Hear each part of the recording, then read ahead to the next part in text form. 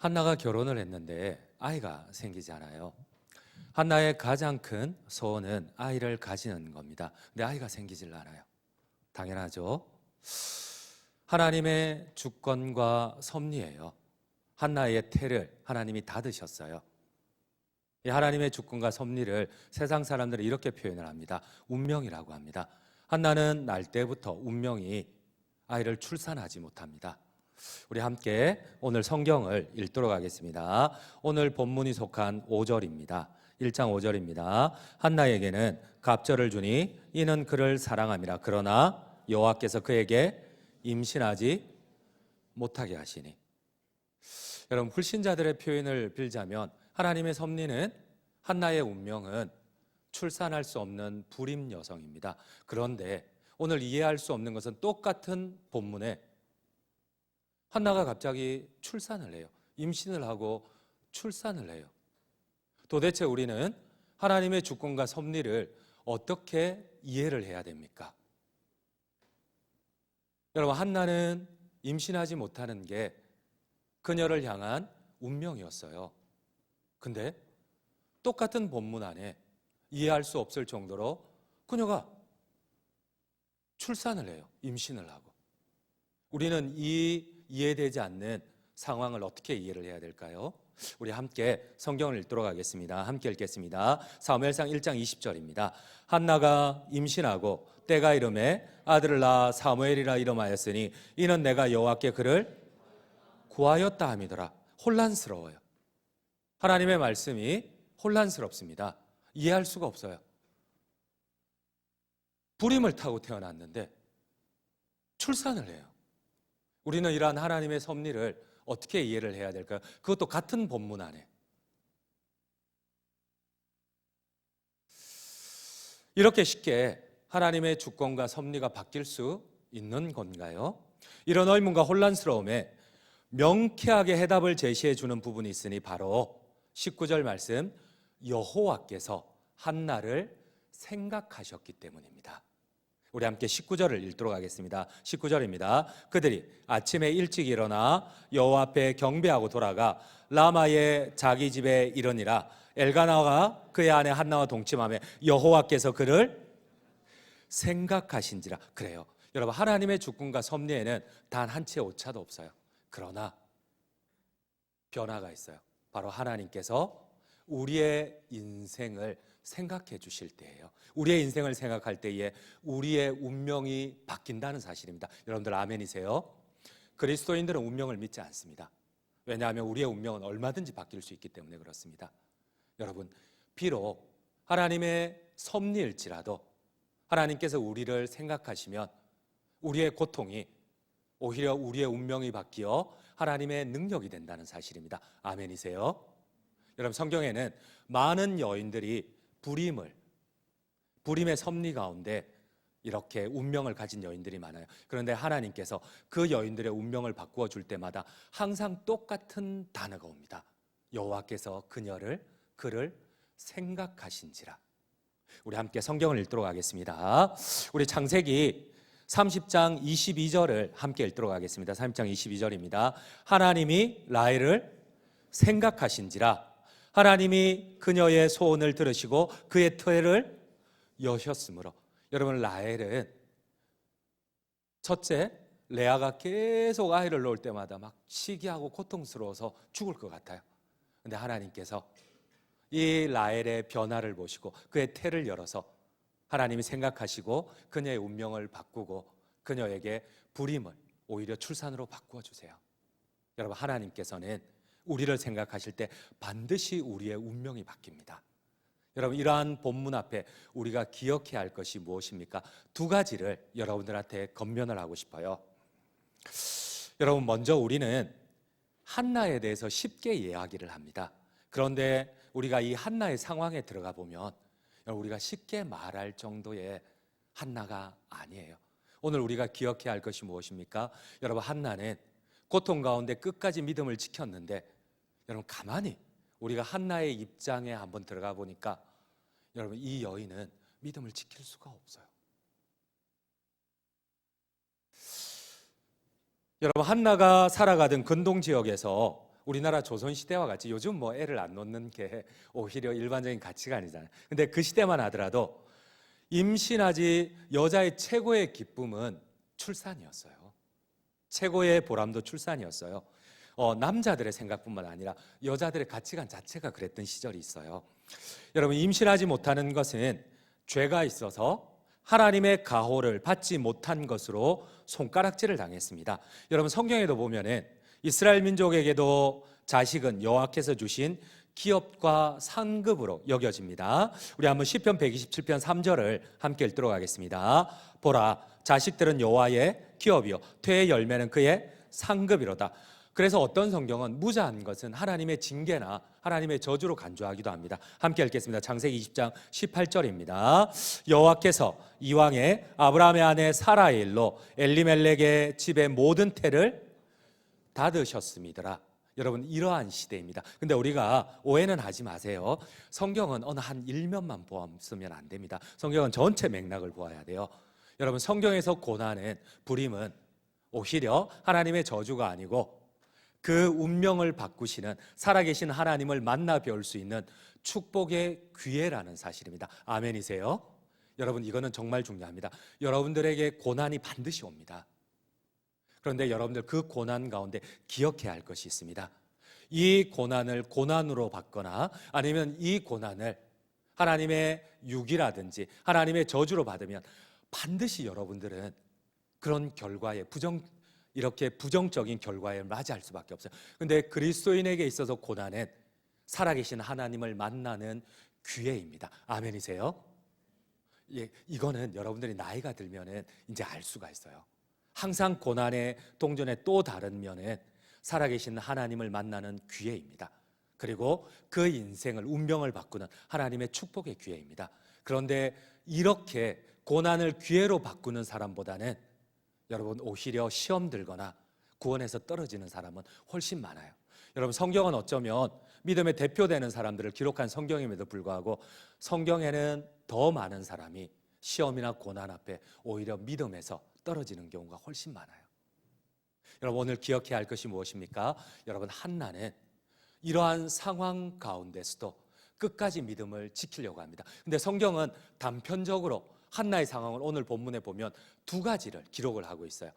우리 이 두 가지를 통해서 한나가 어떤 마음인지 한번 살펴보기를 원합니다. 먼저 첫 번째, 남편 엘가나는 어쩔 수 없이 한나의 마음을 헤아리지 못한 채 둘째 부인을 드립니다. 여러분, 우리가 시험에 드는 이유가 뭐예요? 여러분, 우리 가운데 많은 이들이 믿음이 좋아요. 그래서 하나님의 시험을, 고난을 이겨내요. 그런데 절대 고난을 이겨내지 못하는 상황이 있어요. 여러분, 그게 뭘까요? 그래요. 나는 진실하게 하나님을 신뢰하고 끝까지 충성했는데 나에게는 계속 고난이 거듭해서 닥치고, 여러분, 옆에 친구는 제대로 믿지도 않았는데 하는 일마다 잘 풀리는 거야. 악독한데 너무 잘 풀리는 거야. 여러분, 이때 넘어가요. 견디지를 못하는 거야.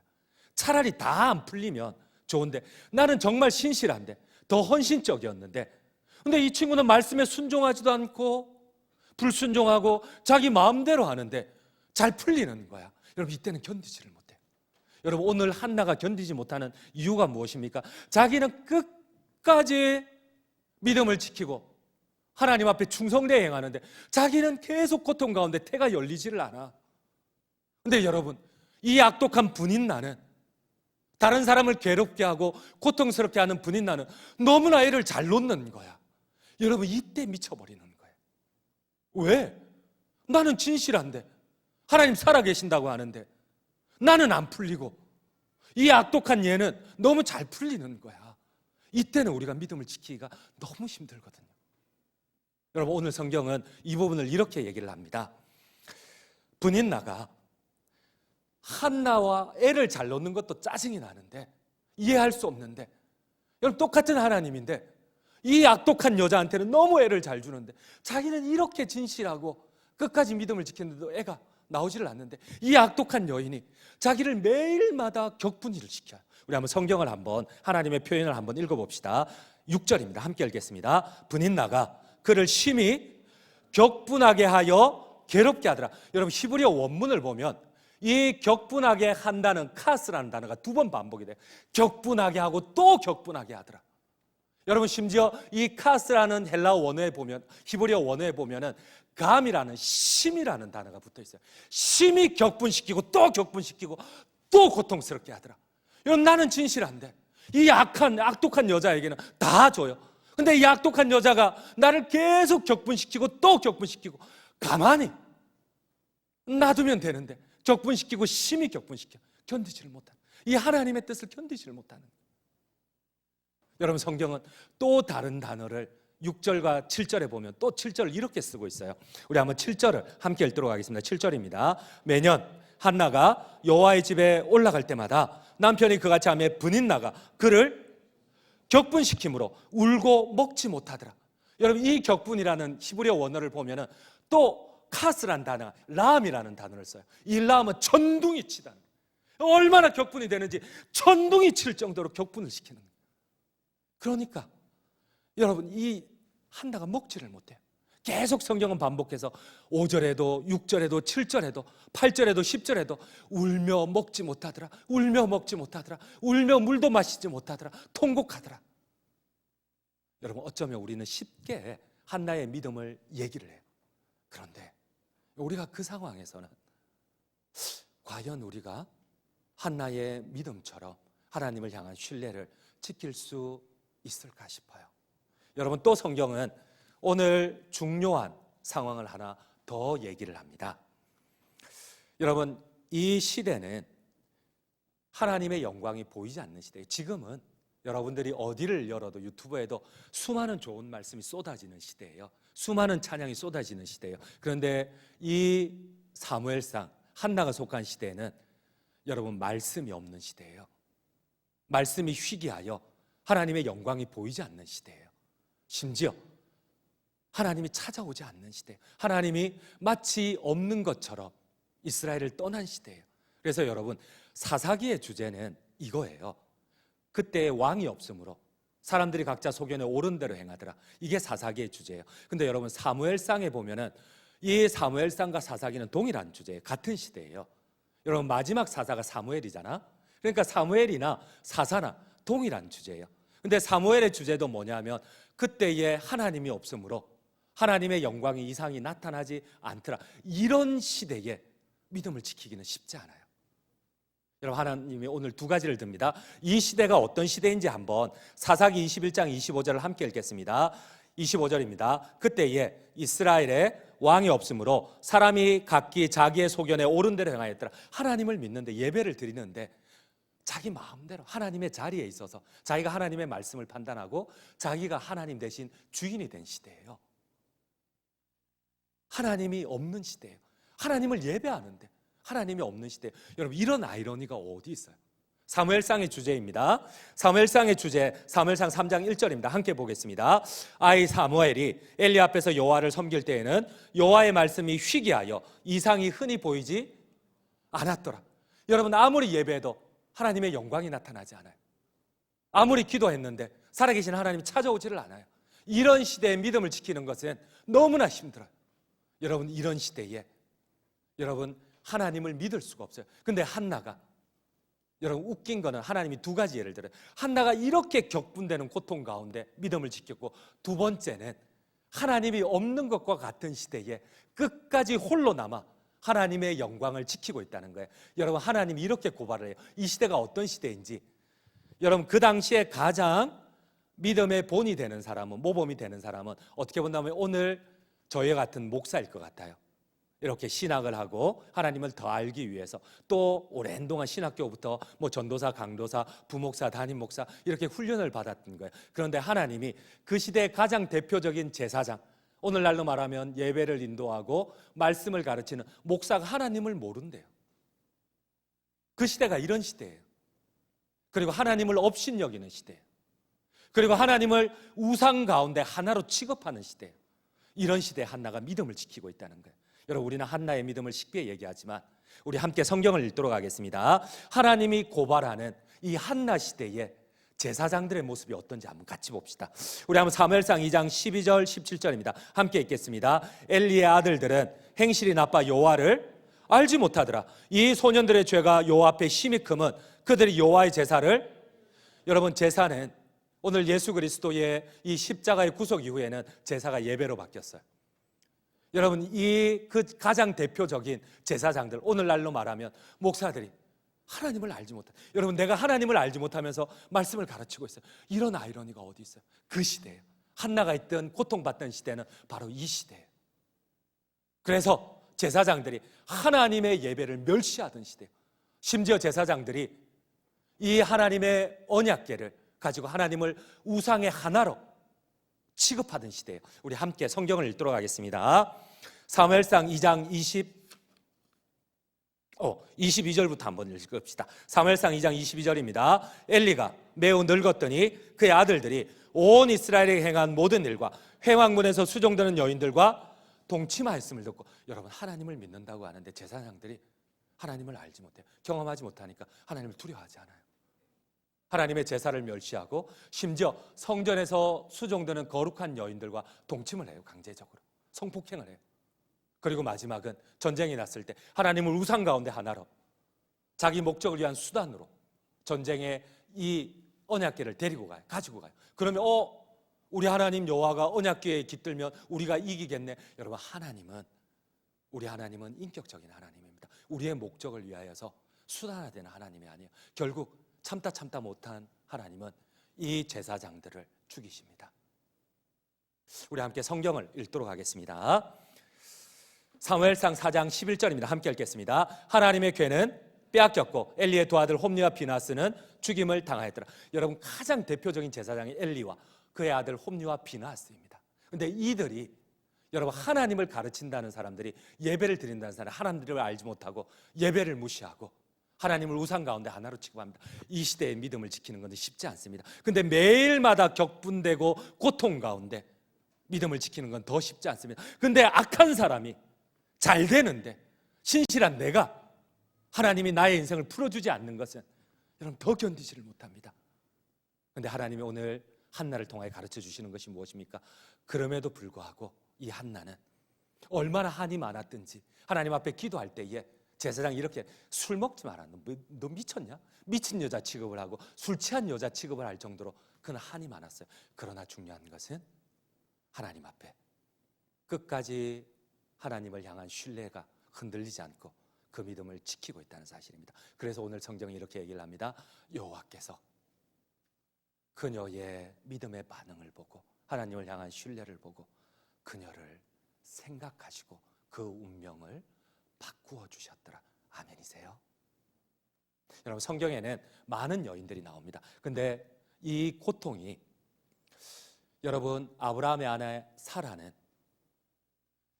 사라 역시도 마찬가지예요. 그런데 하나님께서 이 고난을 통하여 살아계신 하나님을 보여주세요.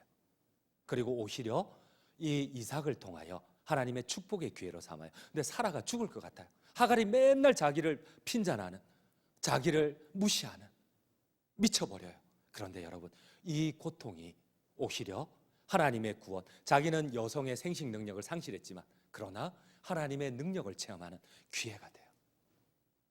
여러분 마노아의 아내, 우리가 잘 알고 있는 삼손의 어머니, 성경은 그녀의 이름은 기록하지 않아요. 마노아의 아내라고 해요. 그러나 그녀 역시도 여성의 생식 능력이 끊어졌어요. 엘리사벳은 신약에 나오는 예수님의 길을 예배했던 세례 요한의 어머니는, 여러분 사가랴의 아내 엘리사벳은 여성의 능력을 상실했다고 성경은 기록을 해요. 그런데 오히려 이 고난이, 그럼에도 불구하고 이 암흑 시대에 끝까지 하나님을 신뢰했을 때에 하나님께서 이 엘리사벳의 태의 문을 열고 사람들 가운데 가장 큰 자인 세례 요한을 이 엘리사벳에게 태어나게 해요. 여러분 고난은 하나님의 축복입니다. 아멘이세요? 여러분 이 고난 가운데 우리 흔들리지 맙시다. 옆은 어떠하든지 앞은 어떠하든지 우리 한번 옆에 사람들에게 이렇게 얘기 한번 해봅시다. 나는 절대 너의 영향을 받지 않을 거야. 우리 한번 옆에 한번 이렇게 선포해 봅시다. 성실이 너 자다가 일어났지? 너 무슨 얘기 하는지 모르지 지금? 그래, 성실이는 당당하고 정직해. 여러분 그래요. 이 고난이 오히려 하나님의 축복의 기회입니다. 하나만 예를 들고 설교를 폐하도록 할게요. 여러분, 지지난주 토요일 날 이제 우리 교회에서 같이 믿음 생활을 잘하던 친구가 이제 서울로 이사를 갔어요. 근데 그 친구가 이렇게 인사도 드릴 겸 상담을 요청을 했어요. 근데 이런 내용이에요. 자기가 여기서 전셋집을 이제 뺐어요. 뺐는데 아직 전세금을 못 돌려받았는데, 이제 문제는 이거였어요. 자기가 살던 집 아랫집에 누수가 생겼는데 이제 주인이 그 벽지 같은 거, 도배 이런 돈을 다 빼고 준다는 거예요. 심지어 이렇게 누수되는 게 너희 때문이니까 이거를 다 확인을 하고 보수를 하고 난 다음에 그 값까지. 내가 들어보니까 어마어마한 돈이, 어떤 분들에게는 큰 돈이 아닐지 모르겠는데 이 친구들에게는 갓 결혼하고 아이를 출산한 이 친구들에게는 엄청난 돈이에요. 그래서 이 친구들이 부탁을 했어요. 그러면 우리의 잘못이라는 증거, 누수 이런 거 진단을 받아서 좀 얘기해 달라. 그러니까 주인이 막무가내 뭐 그런 필요도 없다는 거예요. 또 이 친구가 마지막에 그래도 그리스도인이니까 마지막에 이렇게 타협을 본 게 있어요. 그러면 반은, 그래 당신이 그럼 진단도 안 받고 이럴 것 같으면 내가 반은 부담을 하겠다. 반은 당신이, 주인이 좀 부담을 해라. 여러분, 이것만 해도 어마어마한 양보잖아. 근데 이 주인이 막무가내, 택도 아닌 소리, 무조건 다 뭐 누수 보수까지 아래층 도배까지 다 빼고 주겠다는 거예요. 근데 여러분, 이 친구가 과거에도 똑같은 이런 고난과 똑같은 이슈가 계속 이 친구를 괴롭혔어요. 이 친구가 여기서 이렇게 공부할 때도, 박사과정에 있을 때도, 여러분 이 친구는 되게 강직해요. 정직한 친구예요. 그런데 이 친구에게 그 무엇보다도 택도 아닌, 말도 안 되는 상황들이 일어나요. 억울한 상황들이 일어나요. 왜 하나님이 이런 고난을 주실까요? 여러분, 어떻게 본다면 우리의 가장 약한 부분을 하나님 만지실 때가 있어요. 이 친구가 옛날에는 뭐 연구소에 있을 때 자기는 정말 열심히 해요. 그리고 교수님이 일이 안 풀리고 잘 안 되면 이 친구한테 맡겨요. 그런데 여러분, 또 우리가 왜 그런 거 있잖아. 이 아부하는 애들을 또 교수님이 사랑하고 좋아하잖아. 그러니까 이 친구는 하루 종일 성실하게 해도 대가를 못 받아요. 그리고 항상 일이 안 되고 터지고 이러면 또 이 친구가 그걸 다 메꿔야 돼. 근데 자기는 또 진급도 안 되고, 어느 순간 시름시름 알아가요. 식음을 전폐하고 침을 맞고 이 약을 지어 먹어도 낫지도 않고, 양방에 가서 모든 검사를 해도 상담을 받아도 낫지를 않아요. 그러다가 영적인 문제에 들어갔어요. 그러니까 그 친구가 알게 된 거야. 너무 강직하고 정직한데 이 불의에 대해서 견디지를 못하는 거예요. 차라리 좀 타협할 수 있고 이렇게 여유 있는 친구들 같으면 아무 문제도 안 되는데, 이 친구는 작은 것도 정직하고 이게 견디지를 못하니까 이런 택도 아닌 것들을, 이 불협화, 불의를 견디지를 못하는 거예요. 그러면서 결국은 우리가 이 고난 가운데 하나님 뜻을 발견하는 것은, 여러분 어쩌면 이 친구가 그냥 혼자 잘 먹고 잘 살면 하나님이 이런 고난 안 줘요. 이번에도 똑같은, 어떻게 본다면 연장선이에요. 똑같은 문제예요. 색깔만 달리 했지 똑같은 문제예요. 근데 여러분 지금 또 딴 생각하고 있죠. 그 전세금이 어쩌고 저쩌고. 지금 성경의 진리를 얘기하고 있는데 아까 2부에 이 설교를 하고 나니까 사람들이 만날 때마다 전세 얘기만 하지, 그 누구 잘못이냐 이 얘기만 하지 하나님의 뜻을 얘기하는 사람 아무도 없어. 여러분들도 지금 여기에 꽂혀 있으면 안 돼. 그거는 이렇게 해야 돼. 그거 아니야. 지금 우리는 하나님의 뜻을 분별하고 있는 거니까. 여러분, 그래서 이 친구가 내린 결론이 이거예요. 법적으로 대응을 하든 아니면은 다 받아들이고 그 모든 전체 돈을 자기가 부담을 하든. 제가 그랬어요. 너가 부담해도 아무 문제 없다. 만약에 너가 이 시험을, 이 영향을 안 받으면 하나님이 금방 채워주신다. 그러나 중요한 거는 너가 이 영향을 받으면 이 시험은 끝이 없다. 근데 걔의 인생을 보면 하나님의 인도하심이 보여요. 혼자 잘 먹고 잘 살기 위해서는 그런 억울함이 필요 없어요. 얘의 이슈는 억울함이거든요. 자기가 그만큼 강직해요. 근데 이 택도 아닌, 근데 하나님은 아이러니한 게, 여러분 한나처럼 택도 아닌 상황으로, 오히려 정직한 사람들을 택도 아닌 상황으로 인도하실 때가 있어요. 왜? 많은 사람들을 품어야 돼요. 많은 사람들에게 하나님의 축복의 능력이 무엇인지 보여줘야 돼요. 너가 법적으로 대응을 해도 괜찮다. 아니면 다 용서하고 양보를 해도 괜찮다. 중요한 거는 너가 영향을 받으면 안 된다. 근데 이 친구가 크게 영향을 안 받아요, 이제는. 옛날처럼 식음을 전폐하고 아무것도 못하고 모든 것을 포기하는 그 정도 아니에요. 이제는 당당해요. 상당히 강해졌어요. 그래서 그러면 목사님 저도 기도하고 하나님 다 포기하라면 포기하고 법적으로 대응하라면 대응하겠습니다. 그러나 마음은 분듯이 하나님 인도해 주실 겁니다. 편한 마음으로 찬송하고 올라갔어요. 여러분, 하나님이 여러분들을 고난 가운데 만지실 때가 있어요. 제일 약한 부분을 만지실 때가 있어요. 지지난주에 목사님 친구가 같이 담임을 비슷하게 나왔어요. 한 친구는 같이 담임을 나오고 한 친구는 개척을 했었어요. 그래서 정말 열심히 사역을 했어요. 그래서 진짜 많이 부흥도 시켰어요. 근데 그 두 친구가 교회를 사임을 하고 사역을 안 하려고 결정을 했어요. 근데 그 친구들의 이슈는 억울함이에요. 나중에 다 풀렸어요. 억울함이 다 풀렸어요. 근데 중요한 거는 자기 마음이 풀리질 않은 거예요. 결국은 그 두 친구가 목회를 접었어요. 여러분, 어쩌면 여러분들의 인생 가운데 하나님이 고난을 주세요. 가장 약한 부분에 고난을 주세요. 근데 이게 해결이 될 때까지 어떨 때는 계속 반복해서 색깔만 달리하고 피했다고 생각했는데 똑같은 고난이 올 때가 있어요. 근데 여러분, 그걸 이기면 금방 고난이 끝나요. 그걸 받아들이면 금방 고난이 끝이 납니다. 그리 할 때에 하나님이 반드시 한나는 뭐예요? 이 고난이 나중에는 이스라엘 전체를, 하나님을 떠났던 이스라엘 전체를 돌아오게 하는 사무엘이라는 축복의 통로가 되었어요. 그리고 한나에게도 하나님은 세 아들과 두 딸을 더 주셨어요. 여러분, 고난은 축복의 기회입니다. 그리고 가장 약한 부분을 여러분들 하나님 만지실 때가 있어요. 그때 너무 그 안에서 자기를 잃어버리지 마세요.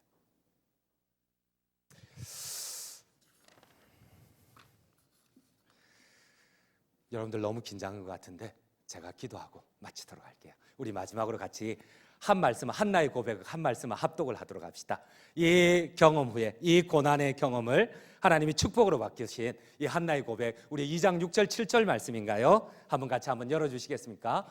함께 합독하도록 하겠습니다. 여호와만이 우리를 죽이기도 하시고 살리기도 하시며 수월에 내리기도 하시고 거기에서 올리기도 하시는도다. 7절입니다. 여호와는 가난하게도 하시고 부하게도 하시며 낮추기도 하시고 높이기도 하시는도다. 모든 생사복의 주인의 하나님이심을 고백하는 여러분들 모두가 되기를 간절히 주님의 이름으로 축복드립니다.